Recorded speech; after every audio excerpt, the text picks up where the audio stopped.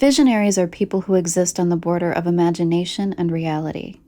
Sometimes they're able to see into the future, or even other worlds. They also tend to be pretty fascinating characters. In this episode, we're talking about two of history's most remarkable visionaries.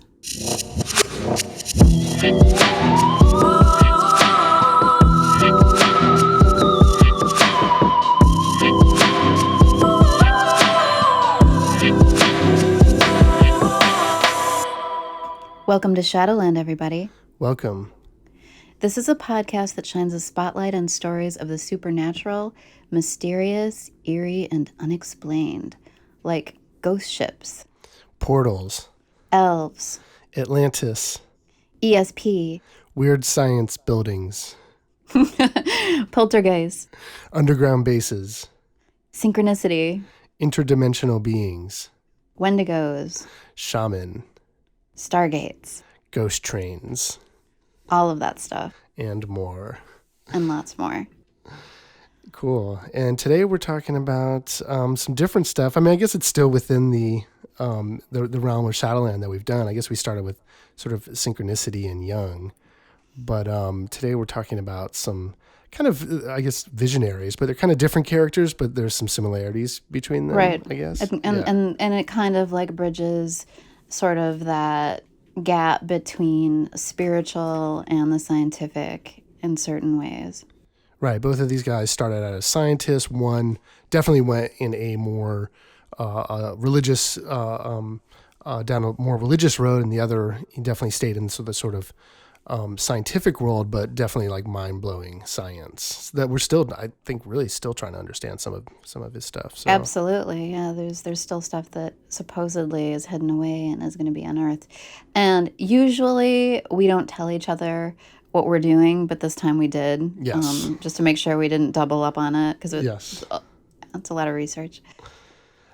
So cool. So do you want to go first? You want me to go first? I think I went first last time, so why don't you go first? Okay.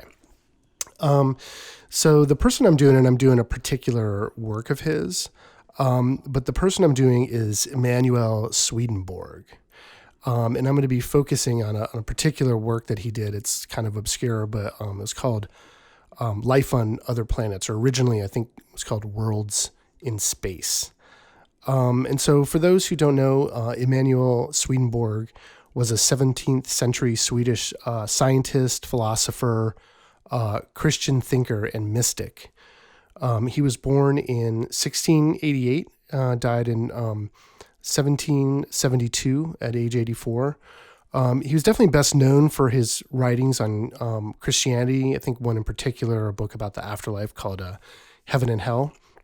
But until the age of 53, however, he was actually a prolific scientist, inventor, and a science book writer.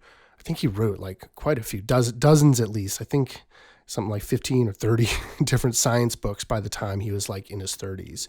So he was pretty. I feel like a loser. Yeah, right. Well, And then some. They did they were on a whole different schedule back then. But yeah, he was definitely a prolific person. He was, loved the sciences, and he actually, he undertook many different studies of anatomy and physiology. And he actually had the first known anticipation of the neuron concept. So it wasn't not until like a century later that science actually recognized the full significance of the nerve cell. So he was actually sort of conceiving of these particular parts of the nervous system. He also had prescient ideas of the cerebral cortex, the nervous system, a bunch of other stuff I didn't quite really understand, but he definitely was definitely a leading scientific mind and never really lost that edge. And in some cases, his conclusions have actually been verified in modern times. But at the Wow, that's really interesting, and it's kind of unusual. I mean, how far back with this is 17? What? Yeah, 17th century. So he was born in late 1600s, and I think a lot of his scientific work, was sort of around the turn of the century. But yeah, like he definitely like was one of those scientists that was, able to conceive ideas, right? So he approached science from that point of view.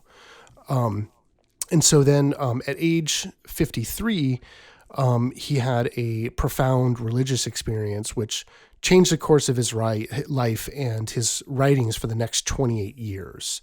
So I think he was always actually kind of a religious person. He's obviously a highly intelligent person. Well, are you going to tell us about it? Well, yeah, that's the whole thing. Okay.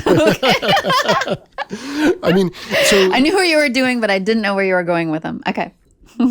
yeah. So according to him, I don't know the exact experience he had for the first time, but around that time, according to him, he began being visited by angels and spirits from other worlds. He said at that time, by the grace of God, what he would often call his interior faculties had been opened up, and so he was able to, meet and converse with spirits and travel in the spirit world. So even though he was sort of still on Earth and be able to sort of lead a sensual life, he had this entire other life that would happen in the evenings when he would be visited by this sort of myriad of what he would describe as angels and spirits. And this lasted for, I think, nightly for like over 20 years. Wow. So was he having out-of-body experiences? Was it astral projection or while he was sleeping? Yeah, so the way he describes it is actually fairly specific. He would describe it as he said basically every place in the universe had a corresponding state of mind to it. And so the way he would travel was he would say these angels would change his state of mind. And so it wasn't instantaneous travel where all of a sudden he was just somewhere else. He said they would sort of continually change his state of mind as if he were moving then through the universe. And so he traveled around the solar system, which I'll get to, and also around outside of the galaxy, in the rest of the galaxy as well. And he would, say it would take varying time periods, but he would, experience crossing outside of the solar system. He would, he said, I think some of his travels took days even. And he was gone for, and I think some of this might come up with your guy, but he would be gone for long periods of time and then, come back and no time would have passed here on Earth. And so, so a lot of what he ended up writing about came from these sort of nightly conversations he would have with these entities, if you will, that would visit him. And I think he wrote quite a bit based off of those, a lot of Christian commentaries based off those conversations. And I think some of them, I don't think he really talked about where they came from until towards the end of his life. I think he was either said he wasn't supposed to, or just probably knew it wasn't a good idea, Although I think at the time of his death, he had discussed it to some degree or published some works describing it. But he's definitely had a huge influence, since his death. Over the years, his ideas have actually influenced many writers and philosophers, just to name a few, including Johnny Appleseed was a big Swedenborgian, right? So so his whole mission was, he definitely, I don't think it was as sort of cartoonish as him, like running around with the, pot on his head, handing out apple seeds, but he did cultivate orchards and just give them to people. He was kind of this, I think John Muir was very influenced by him, but he was this sort of lover of the land. And he was he was very Christian, but in the vein of Swedenborg. Like, he had no possessions, and he would just travel around preaching and growing apple trees and stuff. And so, Johnny Appleseed was a big Swedenborgian. Yeats, Frost, Blake, Emerson, Young, he's another Shadowland favorite, and even D.T. Suzuki. Some pretty big sort of thinkers of the sort of modern and sort poets, of spiritual world, and poets. Yeah. So he's definitely had his influence, and I think, even after his death, some of his followers actually established the Church of Swedenborg, which I think is still a thing. What are the tenets of? Well, I don't really know the tenets. I'm not sure if that there are any tenets, but his approach, I have read some of his writings, and his approach is sort of to come from the point of view of the inner teaching of Christianity and the way of taking everything inwardly, right? And so, he would talk about like a commandment like thou shalt not kill. And, he would say, actually, we kill all the time in our heart, Right. and so Oh, that's he would very sort of interesting. focus more on our sort of inner life. He was a very inner life driven person, much like Jung. And so, yeah, that was kind of his perspective from the limited amount. He's actually written quite a bit. And a lot of it's very dense. And so, I've only read a little bit, and including the work I'm going to talk about, but, yeah. So during those nightly visits, he later, said that he was actually taken around the solar system and farther out into the galaxy by these angels. And so he, I described he had this very particular way. He said he would travel there, and so Yeah, and sorry, I'm just jumping Yeah, in go ahead. real quickly, just because I think it's really fascinating. But it almost sounds like he was driven sort of like by his will, like he would sort of, you know, desire or, Well, to be someplace, and he would start traveling there. Well, no, he would say pretty, he was a very religious person, so he very rarely sort of place anything that he did as self-initiated, and pretty much his writings, he would say, look, I'm just writing down these conversations, like, and so he would say that these beings that would come to him were the ones who would change his mind. He said his trips were planned ahead of time, and they were very sort of complicated, but it was largely out of his hands.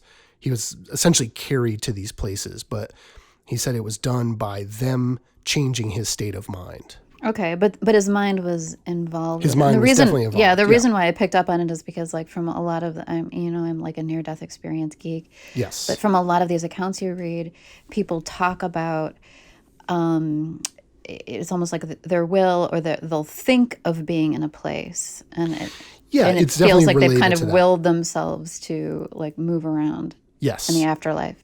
Yes, there's definitely that quality to how he describes it. And much of what he writes about is actually the afterlife. Like I said, he wrote that one work, but basically, all of his travels, all the spirits that he met, were the spirits of a particular world, as opposed to literally visiting that world. And so very often, in some of the cases, he never even saw the planet. He would basically travel to where the spirits would sort of congregate around the sort of vicinity of the planet. And so he was most of the time in the spirit world, and then was occasionally given glimpses into these corresponding worlds. And so a lot of what he wrote about was, there is definitely, an afterlife quality to it all. Most of his discussions with these spirits were about the afterlife and their relationship to God, and how they saw, faith and all these, very specifically religious topics. But he also talked about how basically the universe was sort of populated by these spirits, and they all came from, what he would describe as human beings that lived on other planets, and that these spirits sort of populated the universe and created what he called the grand man. And so he said all these different little localities of spirits would correspond to some place in this grand man, right? Like he got really specific, like anatomy wise. And like some of it seems, it's like, like in the chest, or like in the kneecap or whatever, right? I'm making those up, but it was stuff like that, but, far out stuff. But basically, it was people have definitely likened a lot of his descriptions to, experiences, like you said, that people have had, in near-death experiences in the afterlife, or wherever they went after they died. But he said many of them communicated through various forms of speech. Some of them, I think he described the ones from Mercury as not really liking to talk about the material world, like where if he tried to describe anything from Earth, they were not interested, and they would like run away from him. But and they would have different forms of speaking, not just sort of, all the way from telepathy, but different types of vocalizations and communicating through facial expressions. So he said all these spirits appeared the way that they would, sort of in life. And a lot of them, when they were talking, would present what they thought on their face. And a lot of, one of the ideas that he sort of kept coming back to was that a lot of these spirits didn't understand the idea of thinking one thing and saying another. That was sort of a strange idea over and over again, that, Swedenborg had come from this planet that, where people, didn't mean what they said, lied, basically. And then in some cases, it was not even possible for them to do that. So as he, traveled around, he did try to talk about, his world to people.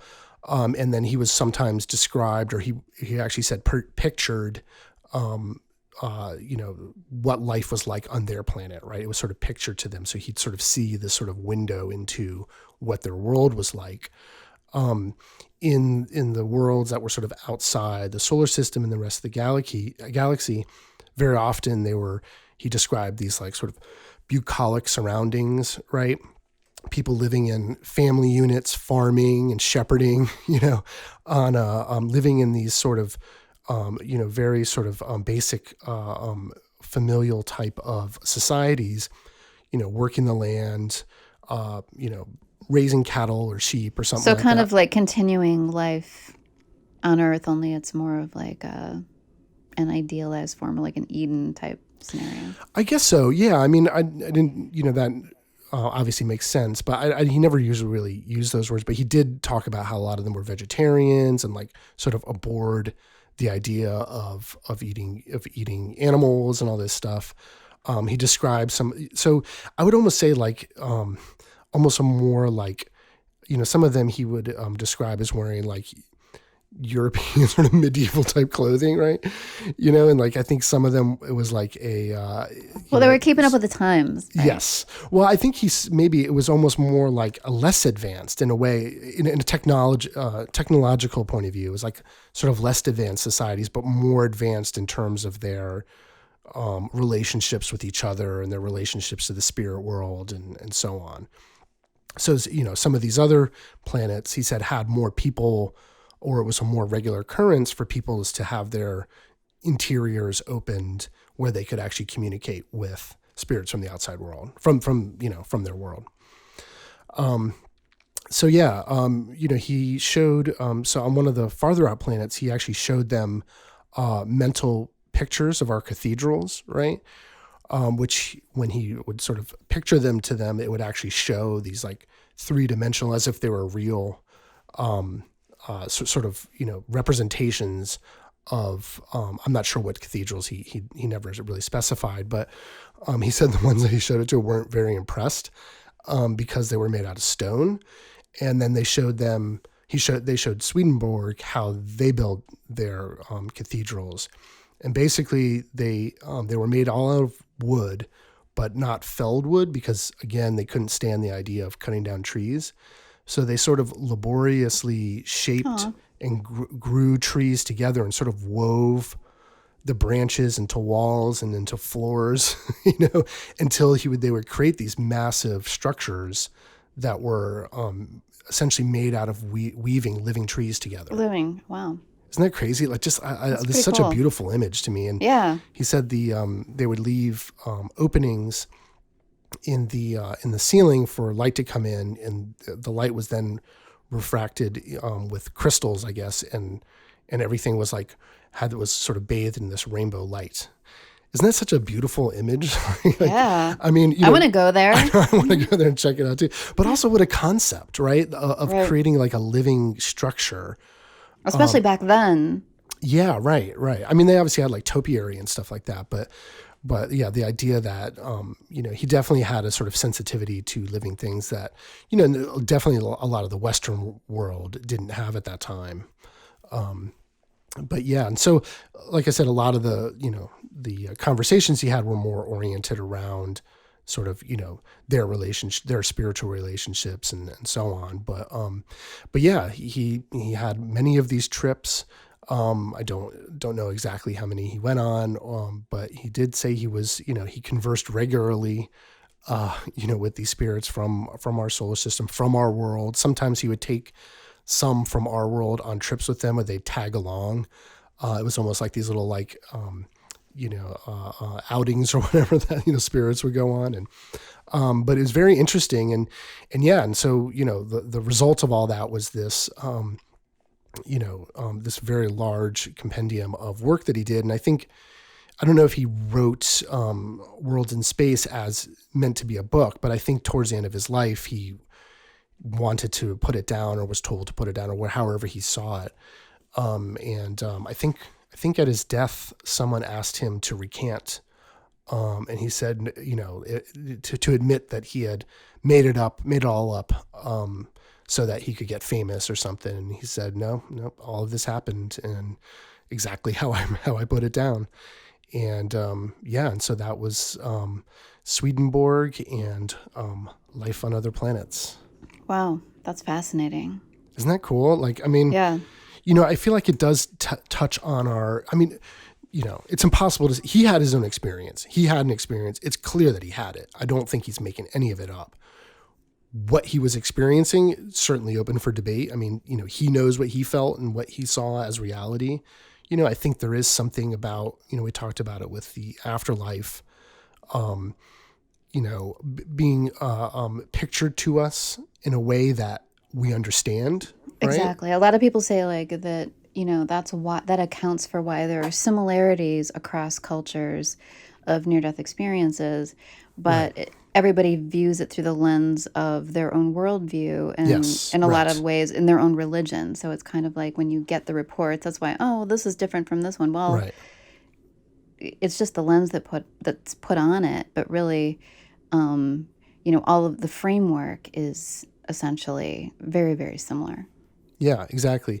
And the Tibetans in the Tibetan Book of the Dead, they continually come back to the notion that all these sort of gods and demons they see on the Bardo plane are all really masks or manifestations of themselves, where that need to be recognized as such, that they reveal something about life in the universe, but it's really just another layer from the light. But there's even more like crazy stories in that I didn't even touch on. There's a lot there, but Well, yeah, we need to do another one. yeah, we totally can. But he's a very Yeah. interesting guy, and like all the people that have sort of that he's influenced over the years, it's quite large. Yeah. I love the living tree building. I know, that's With my the favorite. with the prism lighting. I know, isn't that such a Sounds cool am- image? Yeah. Yeah, sounds great. So Cool. Well, just as with yours, mine would definitely need more than one episode to do it justice. yes, I'm just learning about it. I know, you know a little bit more about him, and you have some like pretty cool stuff that you should definitely jump in with. sure, While I'm doing this, but I'm doing Nikola Tesla.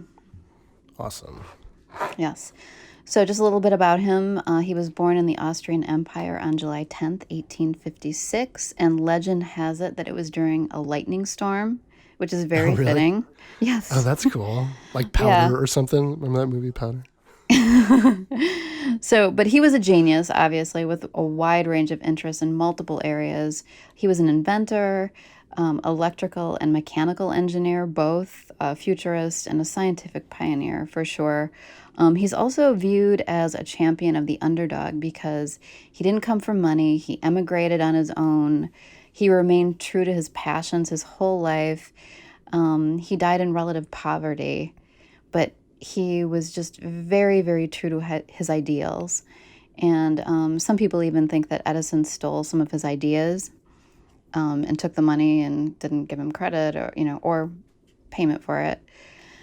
So in the 1870s, he studied both engineering and physics without getting a degree, and then he went on to work in the new electric power industry for Continental Edison. And then in 1884, he emigrated to the United States and he became a naturalized citizen. And at this point, he worked for Thomas Edison at Edison Machine Works before finally striking out on his own. He was just fascinated with electricity and just was an amazing inventor, full of ideas. And all told, he obtained around 300 patents for his inventions worldwide. Not all of them are even accounted for at this point, and some are apparently hidden away in archives somewhere. And there's a possibility that if we, come across them and find them, that would unlock amazing things for the world. Oh, wow. Yeah. So there are rumors of secret Tesla inventions, including one that could provide free energy resource for the entire world. Oh, yeah, that was a big one. Yeah. So there are Yeah. conspiracy theories about, people trying to hold that back. And Well, he definitely, he built that. He built a wireless power antenna out in, yeah, yeah. I've Long got, Island. Oh, okay, right. sorry, go I'm ahead. going to go. I'm going to go into that one. Okay. So here are just a few of his many notable inventions. The first is the Tesla coil. So everybody's probably seen one of these, maybe in a science museum, but it's basically a tower of any height that uses coils to shoot mini lightning bolts into the air. And it's kind of easy to see why he's the archetype of the mad scientist, with these flashes of lightning and kind of like a fearlessness when it comes to being open to new ideas. But Tesla was obsessed with the idea of wireless power, and he really hoped that his Tesla coil would be able to materialize that. So, aside from experimentation, the Tesla coil pretty much is mainly sort of a neat thing that you find in museums these days. But there are so many other of his inventions that, without him, we wouldn't have the technology that we do. Just one of these, alternating current, or AC power. This is considered his crowning achievement. He made it easy to use AC power, which basically allows energy to be sent over long distances. There's the magnifying transmitter. So the Tesla coils that you find in museums are tiny, but during his lifetime, Tesla actually constructed two gigantic coils to try and create his wireless power system that he wanted to bring to the world.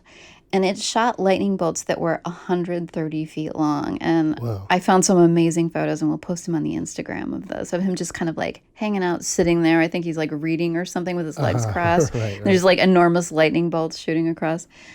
The Tesla turbine engine, he developed a turbine engine that used combustion instead of pistons to rotate the discs. The X-ray machine. So there was another scientist that was looking into X-rays, but Tesla took his findings and made it better, improved upon it, and he created one of the clearest X-rays that has ever been produced. He called it a shadowgraph, but it was an X-ray of a foot with a shoe on it. And then, there's a little bit of disagreement about whether or not he invented radio, but in a lot of reports, he was actually preparing to send the first radio signal when his lab burned down. And some people thought it was potentially foul play from his competitors. Yes. Well, but then somebody else got to it. Yeah. And then a radio-controlled boat was another one. Yeah, right. But in addition to these, there were some even more out there ideas that he never got the chance to make. One was, he kind of made it. It was an earthquake machine. He built a mechanical oscillator that was powered by steam, and it would vibrate up and down to generate electricity. So this is part of his whole electricity quest. And then one day, while he was tuning the machine, it caused the ground to shake so hard that the heavy equipment in the lab was flying around the room. And he actually had to break the machine with a hammer to get it to stop. And by this time, the police and ambulances arrived, and he told his assistants to tell them that it must have been an earthquake. Right. But it wasn't. Yeah. So another thing is a thought camera. So in 1893, and this is where it kind of verges on the paranormal and kind of gets into these areas of, the mysterious and the unexplained. In 1893, he was doing some experiments that led him to believe that it was possible to take a photograph of thoughts. And here's his quote. He said, "I became convinced that a definite image formed in thought must, by reflex action, produce a corresponding image on the retina, which might possibly be read by suitable apparatus." Wow. And then he added, if this can be done successfully, then the objects imagined by a person would be clearly reflected on the screen as they are formed. Now, we're not quite there, but I'm sure, a lot of people have done the same thing I've done. And there's the technology. When you go to the airport, it reads your irises and you're able to be identified by that. And there's a lot of technology with, being able to identify, based on where your eyes are looking on a page, it can then enable, dictation and things like that. So, well, I mean, we definitely was, shoot each other, we definitely communicate through our eyes. And granted, you could say there's largely, our eyebrows and stuff are doing some work, but I mean, we've all had the experience of shooting energy into other people's eyes, Plato would talk about that. Anytime we look at something, we change it, right? And so, I mean, it's not that far fetched to imagine that there's some change in our eye that's so imperceptible, but we're still sensitive enough to pick up on it, right? Like if our own eyes can do it, then why couldn't you build a machine that would somehow, read it? So it's interesting. Yeah. So along the lines, I mean, we mentioned that wireless technology was one of his major life ambitions. And he wanted it to be free and available to everybody, which is, pretty cool. He didn't want to profit off of it. He wanted it to be just, available for everyone, no matter where they are. So in 1901, he actually received about $150,000 from J.P. Morgan to build an enormous 180-foot mushroom-shaped tower on Long Island that was supposed to be able to send messages and images across the ocean using the earth to conduct the signals. And he believed that he would be able to light up New York City by sending electricity through the air. This was one of his dreams. And so the project was eventually abandoned about 5 years later, but it did set the stage for our current wireless technology. Yeah. Another thing, an artificial tidal wave. This was another one of his inventions that could capsize enemy ships in the event of an attack by sea. But the ultimate goal was apparently to prevent war. So he really wasn't big on demolishing the enemy, despite what some of the press tried to, how they tried to frame some of his inventions. He was more about preventing war. Another thing, he came up with the death ray or whatever. Yes, I'm getting to that one. I'm getting to that. So there was a so-called particle death beam, and this was a name that the press came up with. But he envisioned it as more of a peacemaking beam, and it was basically an idea for a weapon that would accelerate mercury particles at 48 times the speed of sound and shoot this high-velocity beam through the air, quote, of such tremendous energy it would bring down a fleet of 10,000 enemy airplanes at a distance of 250 miles. So the press, leaped on it and, called it this death beam. But he saw it as more of a defensive weapon, and he described it as an invisible Chinese wall only 1,000,000 times more impenetrable. Yeah, he also had an idea for an electronic supersonic airship. So in a magazine interview in 1919, he was talking about his work on this aircraft concept that would travel 8 miles above the earth and enable people to travel from New York to London in 3 hours. And it would basically be powered by wireless electricity, so it wouldn't need to carry fuel. Wait, is that the big ring thing, or is that something different? I think it's something different. It's a supersonic airship. Oh, okay. Okay. He had that giant ring that he always dreamed of, this giant ring around the Earth, and it would basically stay still while the Earth spun inside of it. So people would basically get up onto the ring, the Earth would spin, and then they get off at their destination, reverse traveling. Yeah. Oh my God, that's fascinating. Yeah. I didn't find that one. So he wasn't religious, although he respected religion, particularly Christianity and Buddhism. But regarding the soul, he was quoted at one point as saying, "What we call soul or spirit is nothing more than the sum of the functionings of the body. When this functioning ceases, the soul or spirit ceases likewise." So that sounds like a pretty standard materialist viewpoint. That being said, his interest in his work intersected with the paranormal. And, in some ways you have to kind of wonder, is this really Would he truly believe deep down, or as his career evolved? So another one of his inventions was the spirit radio, which was basically a crystal radio with sensitive Tesla coil antennas that could maybe, possibly channel spirits and even communicate with extraterrestrials. And this is where it starts to get really interesting. After he built this thing, he started listening to lightning from approaching storms that were like hundreds of miles away. But then he started to hear something else. And it was a very eerie phenomenon that sounded like disembodied voices speaking unintelligibly. So here's what he said about that. My first observations positively terrified me, as there was present in them something mysterious, not to say supernatural, and I was alone in my laboratory at night. The sounds I am listening to at first sounded like human voices conversing back and forth in a language I cannot understand. I find it difficult to imagine that I am hearing real voices from people not of this planet. There must be a more simple explanation that has so far eluded me. However, you can kind of see like later on, what the conclusions that he was kind of coming to. But in the meantime, I just want to say that people have replicated this and built this thing, the spirit radio. Yeah, and you can actually hear audio online, and you can really see why he was unnerved. It sounds so creepy, and you can hear these voice-like, you got to hear it. There are voice-like sounds, and they almost sound like they're coming from like deep within the bowels of the earth, or like deep in some cave, and it's so freaky. So the spirit radio is also able to generate sound out of light. So again, this person, posted this video online, and when they struck it with a laser or hit it with light from a light bulb or a candle, it actually creates sound. It's super fascinating.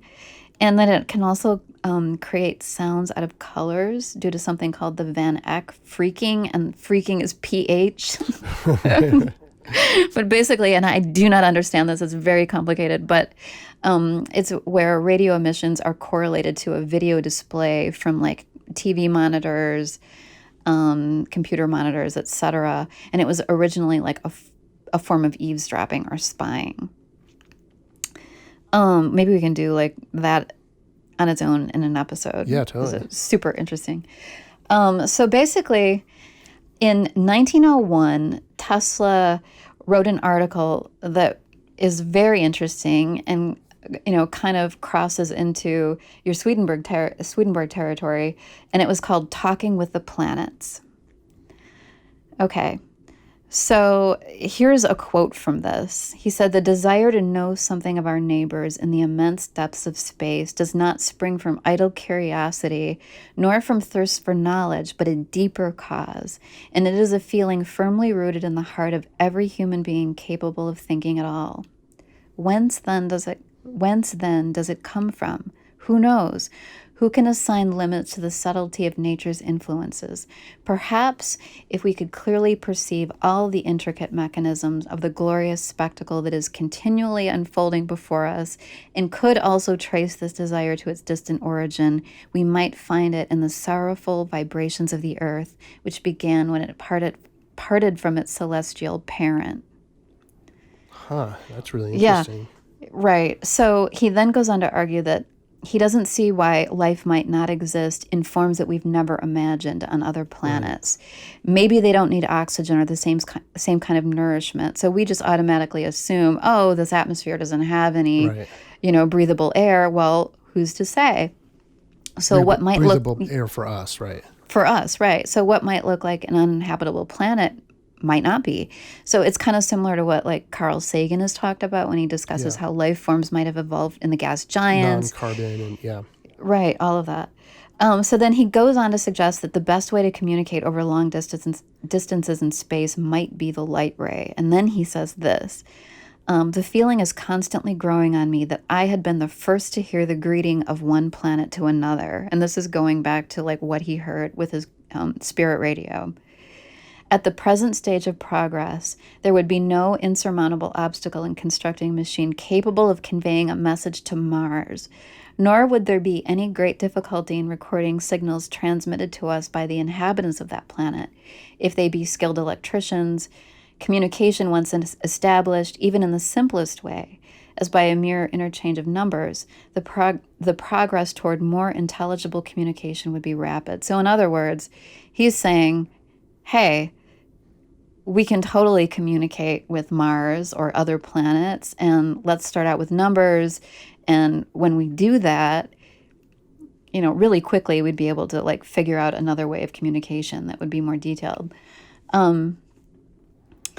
So, he really seemed to believe that we could communicate with extraterrestrials, and he believed that he already had kind of heard something with these radio transmissions. So here are some interesting facts about Tesla. These are more like personal facts, not just to do with his career and his interests, but he was celibate. He never married. He apparently thought sex would get in the way of his work, which, he was probs right. Right. Some people think that he suffered from OCD because he was like a germaphobe, and he was obsessed with the number 3, and he would do stuff like wash his hands 3 times in a row, circle a building 3 times before entering it. He had a photographic memory. He really, really hated pearls. He even would refuse to speak to a woman who was wearing pearls. It sounds kind of like one of those visual phobias where people just abhor like little teeny tiny holes placed symmetrically, Yes. stuff like that. I have a little bit of that. Oh, really? Yeah. So he lived and worked in hotels, including the New Yorker. And maybe with the same intensity that Tesla hated pearls, he actually loved pigeons. So for 30 years, he reportedly used to spend time walking in Herald Square, Bryant Park, St. Patrick's Cathedral, feeding the pigeons. And this would often be after midnight. And apparently he would kind of like give a low whistle, and they'd gather around him. They knew him. They'd perch on his head, eat seeds out of his hands even. And for some reason, the germophobia didn't translate to these city pigeons. So in various hotels he lived in, he would leave the windows open so the pigeons could come in and visit. And he would rescue sick ones, nurse them back to health in his hotel room. He set up like breeding nests and would feed them bird seed. And he was actually asked to leave a number of hotels because of these pigeons. But then he actually found one pigeon that seemed like his soulmate. And people have speculated, that he had kind of like an interspecies romance going. Oh, really? Yeah, but here's what he said about it. I've been feeding pigeons, thousands of them for years, but there was one, a beautiful bird, pure white with light gray tips on the wings. That one was different. It was a female. I had only to wish and call her, and she would come flying to me. I loved that pigeon as a man loves a woman, and she loved me. As long as I had her, there was a purpose in my life. So some reports say that wherever he went, the white pigeon would seem to find him. It was a frequent visitor in his life, and the bond seemed mutual. And then, he only had to think of her and she would appear. So at this point, it's kind of starting to seem spiritual or supernatural, or like this is some kind of, a symbol. He confided in a friend that the pigeon was the joy of his life. And at one point she became ill, and he stayed beside her and nursed her back to health for days. So finally, one night, Tesla said that the white pigeon visited him through an open window in his hotel, and he had the sense that this bird had come to let him know that she was dying. And he looked at her, and he saw 2 powerful beams of light in the bird's eyes. And he said, yes, it was a real light, a powerful, dazzling, blinding light, a light more intense than I had ever produced by the most powerful lamps in my laboratory. And then the pigeon died, and he said, when she died, something went out of my life. Up until that time, I knew with certainty that I would complete my work, no matter how ambitious my program. But when that something went out of my life, I knew my life's work was finished. So it was kind of like connected to him in some spiritual sense. And when the pigeon died, he knew, okay, this is the end. Now, just to play the skeptic. He'd been in an accident some years before, so critics have like questioned, this account with the pigeons and the lights. I think I even found some account online where somebody else had a similar experience with a pigeon, where their eyes became this like blinding light. But even though Tesla didn't believe in the survival of consciousness, he told a friend that he kept feeding the pigeons because who knows, which seems to hint that maybe reincarnation was a possibility that he was now considering at this point in his life, and he was getting older. So he died at the age of 86. He was alone and pretty much broke in a hotel room, but money was never that important to him. He lived for science, and the gifts he gave the world and his boundless imagination live on, and are still, benefiting us and growing to this day. And I'll just close with this quote by Tesla: "The scientific man does not aim at an immediate result. He does not expect that his advanced ideas will be readily taken up. His work is like that of a planter for the future. His duty is to lay the foundation for those who are to come and point the way. He lives and labors and hopes." Wow, cool. Wow, there's a lot of great stuff in there. I mean, Yeah, he's definitely. but you had some stuff that you wanted to mention too, Well, yeah, about I like mean, interdimensional. Okay. yeah, I mean, well, he definitely, in his autobiography, I think he even talks about how, he would say, the way he would talk to the outer world and to the press and stuff was very conservative, right? I think he learned pretty quickly in his life that he couldn't just say what he thought to everybody, Right. Maybe And until when he got older, and then he was like, yeah, "Fuck and it, so I'm I'm going not to talk saying about this pigeon." yes, right. Well, I'm just saying about what he thought about the soul and stuff. I don't know exactly what he thought, but I do know that from what he said that he would, he had a conservative way of speaking to other people, in the press, in the outer world. Whereas, he definitely had a lot of like pretty crazy experiences in his life. I mean, obviously the pigeon's pretty crazy one, but he said when he was a child, I guess he was very sickly. He had a number of very bad illnesses, and I think he actually had to go into into quarantine at one point. I can't remember what he had, but I think he was like locked away into a cabin for like 6 months as like a teenager or like a 12-year-old or something. And he almost died. And he actually said the only thing that kept him alive was reading Tom Sawyer or Mark Twain books. And he said when he finally met Samuel Clemens, he actually told him, he went up to him and said, "Your book saved my life." and that was like their sort of famous meeting. But when he was young, he would have these illnesses, and sometimes he said he would get caught in these other worlds, in these sort of three-dimensional worlds or dream worlds, where he would have these either he would be asleep, or sometimes it would happen when he was actually awake. But he would enter into these three-dimensional worlds that were like populated by people, and he would have an entire life there that, he said one he got trapped in for 2 years. And Oh wow, that's isn't that fascinating. crazy? And so he Yeah. was so terrified, and he said he almost couldn't find his way back out of this dream world. And he said he was so terrified of getting caught in there that I think for a long time he didn't want to sleep. He would like, do everything he could not to fall asleep, not to slip into these worlds, and he'd have these elaborate practices to keep himself awake. And I think even as an adult, perhaps connected to this, he was known for not really sleeping all that much. I think he would sleep like 20 minutes, like a day or something like that, or something crazy, or a couple hours a day or something. But yeah, so I mean, he definitely, had this, pretty, broad view of the world and the universe. Right. He was And that definitely almost kind of like, like what you're describing almost sounds like the multiverse theory. Like was he in a, possibly, yeah. yeah.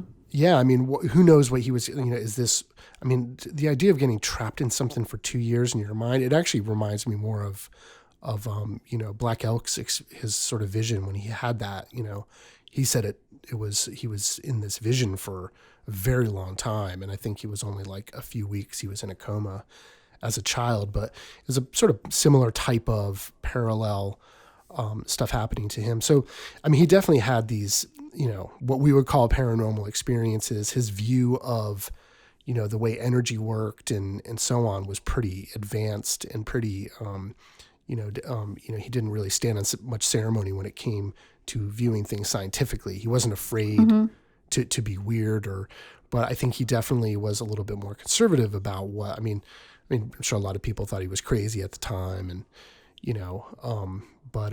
his ideas are still, they're still pretty relevant. And I think even that, he even at one point visualized, or verbalized really the idea of a wireless internet. He said someday we're going to be able to like listen to any music out of the air, and maybe it didn't happen exactly the way he sort of said it would, but it's interesting. And then the last thing was that tower. I'm pretty sure he was able to power cars with that. I think that was part of the idea that Manhattan would have wirelessly powered cars, and I think he was actually able to accomplish it. But the tower was actually burned down. I think around the time when his Oh, that's crazy. How many? So many things are burned down. Yeah, you gotta so wonder. When people ask about, there's a lot of like, speculation about who did that and why, and whether that was like, part of the oil industry or a part of like some of his, he was friends with the Rockefellers and stuff.